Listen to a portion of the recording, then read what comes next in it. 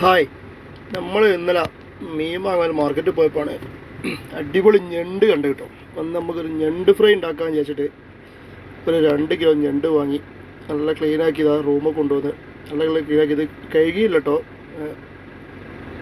കഴുകാനുള്ള പരിപാടിയിലാണ്.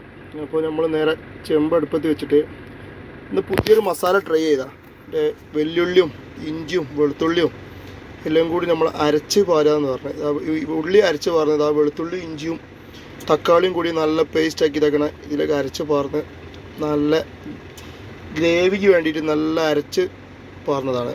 അതിലേക്ക് നമ്മൾ മസാലയൊക്കെ ഇട്ട് ഫുള്ള് മസാലയൊക്കെ ഇട്ട് വേണ്ടി ഇതാക്കണം. ഇങ്ങനെ സെറ്റാക്കി വെച്ചിട്ടുണ്ട്. ചെറുതായിട്ട് ഇങ്ങനെ നല്ല അടിപൊളി തിളച്ചിങ്ങനെ വരുന്നുണ്ട് കേട്ടോ. അപ്പോൾ നമ്മൾ ഞണ്ട് നമ്മൾ ക്ലീൻ ആക്കണ്ടേ. അപ്പം ഞണ്ട് ഇതാ നമ്മൾ ക്ലീൻ ആയിക്കൊണ്ടിരിക്കുകയാണ്. നല്ല വലിയ ഞണ്ടാട്ടോ, നല്ല അടിപൊളി ഞണ്ടാ, പുതിയ ഫ്രഷ് സാധനം. പിന്നെ ഇറച്ചിയൊക്കെ അടിപൊളിയാണ്. അങ്ങനെ നമ്മൾ ഞണ്ട് ഇങ്ങനെ ക്ലീൻ ചെയ്ത് ഫുള്ള് നല്ല ഞണ്ട് എന്ന് പറഞ്ഞാൽ അടിപൊളി ഞണ്ട്. നമ്മൾ കുറേ കാലമായിട്ട് ഇത്രയുള്ള ഞണ്ട് നമ്മൾ കണ്ടില്ല.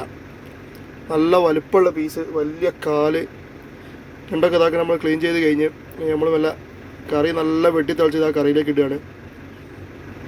അങ്ങനെ ഫുള്ള് ഞണ്ട് ഇതാ നമ്മൾ കറിയിലേക്ക് ഇട്ടതിന് നല്ലതായിട്ട് ഒരു അരമണിക്കൂറോളം ആ ഗ്രേവിയിലിട്ട് ഇങ്ങനെ തിളച്ചിട്ട് അപ്പോഴാണ് ഞണ്ടിൻ്റെ ഉള്ളിലത്തെ എന്താ പറയുക ഇറച്ചിയും സാധനങ്ങളും അതിൻ്റെ നീരും ടേസ്റ്റും കാര്യങ്ങളൊക്കെ ആയിട്ട് പുറത്തേക്ക് എത്തി അങ്ങോട്ട് മെൽട്ടാവും. ഇതാണ് നല്ലൊരു ഇതായിട്ട് വന്നിട്ടുണ്ട്. ഒന്നുകൂടി ഒന്ന് തിക്കായിക്കോട്ടെ വെച്ചാൽ കുറച്ചും കൂടി നമ്മൾ അടുപ്പത്ത് വെച്ചിട്ട് നല്ലോണം ഇങ്ങോട്ട് വറ്റിച്ചിട്ടുണ്ടോ. നല്ല മണമുണ്ട് ഇങ്ങനെ വരുന്നത്, നല്ലൊരു സ്മെല്ല്. അല്ലെങ്കിൽ ഇങ്ങനെ റെഡിയായി കഴിഞ്ഞ് ഇതാക്കണം എടുത്ത് വെച്ചിട്ടുണ്ട്. നല്ല പൊറോട്ട, ചൂടുള്ള പൊറോട്ട വാങ്ങിക്കൊണ്ടുവന്ന് ആ പൊറോട്ടൻ്റെ മുകളിൽ ഇട്ടിട്ട് ഒരു രക്ഷയില്ല കേട്ടോ. എന്നാൽ രാത്രി ഒരു രക്ഷയില്ല, അടിപൊളി ഞണ്ട് ഫ്രൈയും പൊറോട്ടയും നല്ല ചൂടുള്ള കട്ടൻ ചായയും അടിപൊളി. അപ്പോൾ എല്ലാവരും ഒന്ന് ട്രൈ ചെയ്ത് നോക്കി, അടിപൊളി കേട്ടോ.